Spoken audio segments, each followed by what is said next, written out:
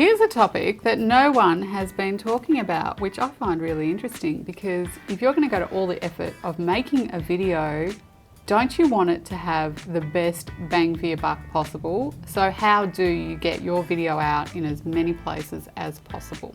I cannot tell you how many times I've seen this situation where we've gone through the pre-production process, the production process, served up,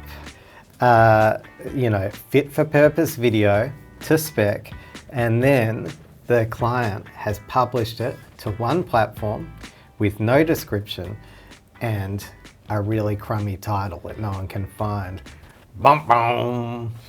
So that's actually the reason that I know no one's searching for this topic, because when I did the keyword research on this topic, how to put your video to work, there was no videos. No one's talking about it. So this is either a huge opportunity or frankly no one cares. Voiceover guy? It is a huge opportunity. People need to know this. Why wouldn't you care about how to put your video to work? Come on, people, you've invested in your video. You've taken the time and effort to make it. Let's make the most of it. So here's a few places where you can put your video to work. Facebook, YouTube, Instagram, LinkedIn, Twitter, all the social platforms. Like, they are the obvious ones, but there is so much more. What about events? Yeah, and on your website, everywhere online that you can get, through your affiliate network, through your friends' websites, your backlinking, embedding. You want your videos going everywhere online. Create the biggest digital footprint. It doesn't need to all go back to one single platform. It should be going far and wide. And as you say, videos don't only exist in digital realms, now they exist everywhere. You can use them at your live events, you can use them at conferences, you can use them at gatherings, you can use them on your print media using QR codes. Your videos should be everywhere. Yeah, and the print media with QR codes, I mean, what an opportunity. I mean, I don't know, it depends what your video is about, of course, but you know, you can put the QR code on a postcard and put the postcards out in cafes. People are going to click straight through to your video. Stick it up on the window. You know, like, so the passers-by can see it. We are so used to QR codes now. I guess one of the silver linings of the pandemic that, you know, they're ubiquitous. You know, we all know how to use them. We're also used to, you know, getting our phones out and, you know, it can just link through to your video and blow people's minds, and that's what you want.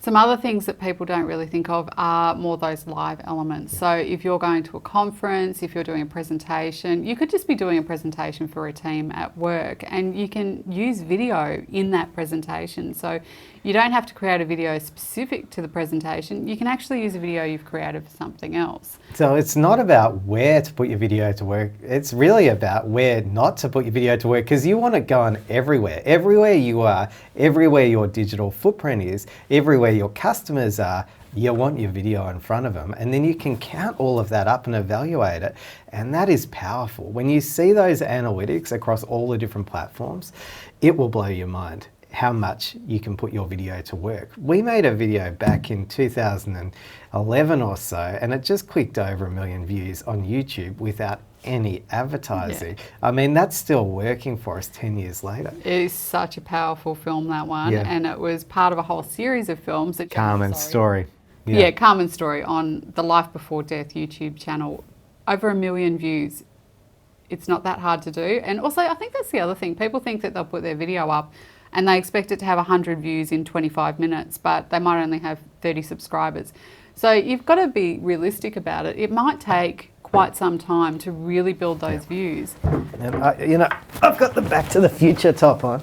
You know, there it is. And that's the thing. You know, 10 years later, and you're still getting the bump from a video. I reckon those views have been going up. I just have to...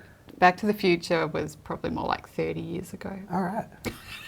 And I bet the royalties are still great, right? So even your old videos, they can be doing so much for you. And in fact, on platforms like YouTube, I think they build over time. Like, you find that they don't even drop away. They can keep performing and outperforming even after such a long period of time.